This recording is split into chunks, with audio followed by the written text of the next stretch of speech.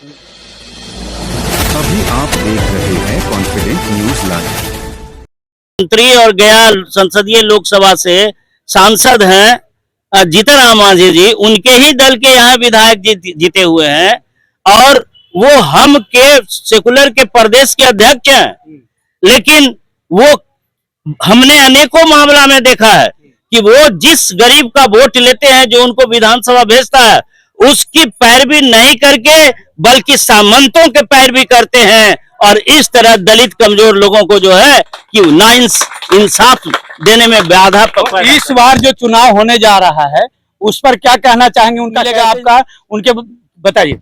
देखिए, इस बार जो है कि पूरा बिहार की जनता ने मन बना लिया है कि इस बार 20 साल की ये जो डबल इंजन की सरकार है, इससे उबी हुई है और ये वादा तो बड़ी बड़ी किया है, घोषणाएं बड़ी बड़ी किया है, लेकिन जमीन पर ये लागू नहीं होता है।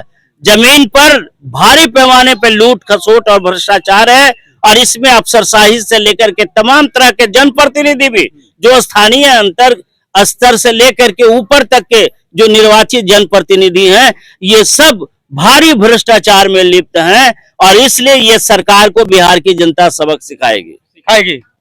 तो जिस तरह से आप सुन रहे थे कि सचिव महोदय जी का कहना है कि अगर इंसाफ नहीं मिला तो हम बहुत सारे कदम उठाएंगे। हमारे साथ मौजूद हैं एक और महिला कार्यकर्ता, इनसे भी हम जानकारी लेंगे कि क्या कहना चाहेंगे आप जी। सबसे पहले है आपके चैनल को मैं शुक्रिया करती हूँ, लेकिन एक बात है कि अभी हम लोग जो देख रहे हैं कि जिस तरह से बलात्कारी अपराध और जिस तरह से खुलेआम प्रशासन के तरफ से जो मतलब अपराध के पक्ष में रहना चाहिए, ये खुल करके टेकारी में भी दिख रहा है।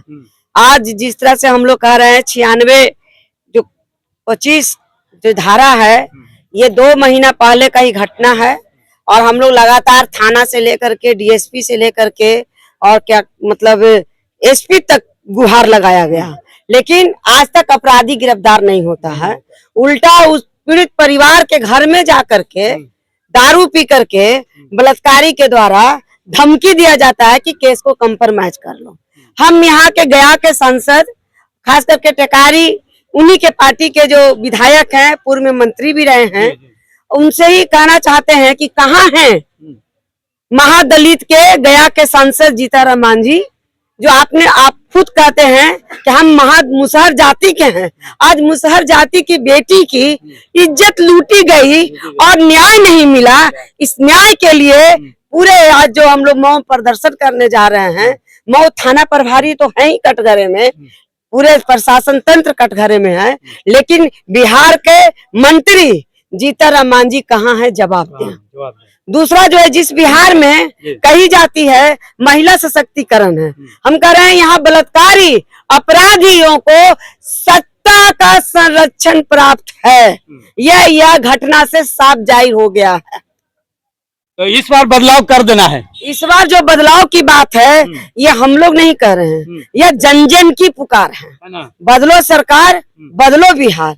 ये घबरा करके अब देखिए, महिलाओं को 10-10 हजार रुपया दिया जा रहा है, 100 यूनिट बिजली फ्री किया जा रहा है। महिलाएं भी बहुत खुश हैं। हम लोग भी कह रहे हैं कि 10,000 रुपया ले लो, लेकिन संविधान की रक्षा करने के लिए, लोकतंत्र की रक्षा करने के लिए, बिहार के एक मतलब जो पिछड़ा राज है, बिहार में बिहारी बाहर जा रहे हैं। हमें 10,000 के लोभ में नहीं, हमें देश में संविधान के लिए और बिहार के सम्मान के लिए हमें बिहार में बदलो सरकार, बदलो बिहार के लिए हमें इस बार बदलना है। सरकार थाना पर आप लोग घेराव करने जा रहे हैं, क्या कहना चाहेंगे प्रभारी को? हम लोग यही कहेंगे कि यह कहीं न कहीं लेन देन है और सत्ता से ऊपर पूरा उसको राजनीतिक संरक्षण है, तभी अपराधी खुलेआम घूम रहा है और पीड़ित परिवार जो है डरी हुई है, सहमी हुई है। इसलिए हम लोग कह रहे हैं एसी एसटी के मंत्री हैं, उनका बेटा संतोष मांझी, ये सब चुप हैं। इसलिए चुप्पी तोड़िए। दलितों पर अत्याचार बढ़ रहा है, अगर अत्याचार बढ़ रहा है तो आपसे हिसाब भी मांगेगा। आप अगर जवाब नहीं देंगे तो 2025 में आपको जवाब मिलेगा।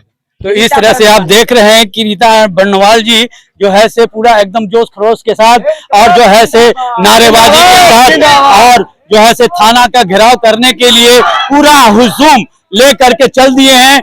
और आप देख सकते हैं कि इस तरह से जो माहौल बना हुआ है, तो आने वाला जैसा कि बता रही है कि अगर 25 में अगर नहीं हम लोग को इंसाफ मिला तो आने वाला जो है से चुनाव उसमें इंसाफ सारे जनता जो है से दे देंगे।